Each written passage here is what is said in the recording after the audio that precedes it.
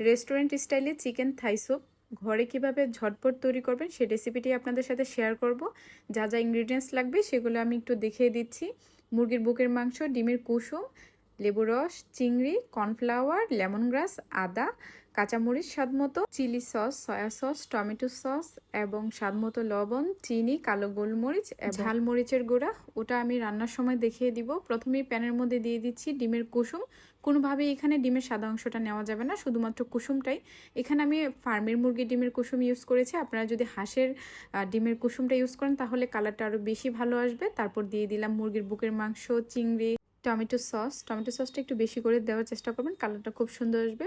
তারপর chilli sauce, soya sauce আর লেবুর রস, এখানে ভিনেগারও দেওয়া যাবে, স্বাদ মতো লবণ আর কর্নফ্লাওয়ার।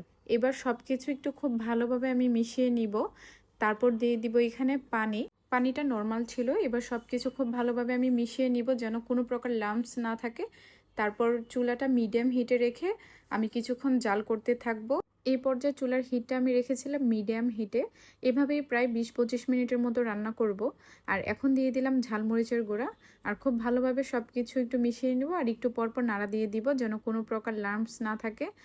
আর যখন বলক উঠে আসবে তখন দিয়ে দিব কাঁচামরিচ, আদা, লেমন গ্রাস আর কালো গোলমরিচের গুঁড়া।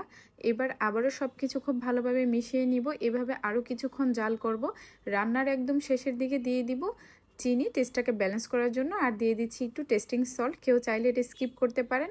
টোটাল রান্নাটা কমপ্লিট করতে আমার 20-25 মিনিটের মতো সময় লেগেছে। এরকম একটা থিকনেস যখন চলে আসছে তখনই আমি চুলা থেকে নামিয়ে নিয়েছি। ঝটপট তৈরি হয়ে গেল হেলদি থাই স্যুপ। রেসিপিটি কেমন লেগেছে কমেন্ট করে জানিয়ে দেবেন। আল্লাহ হাফেজ।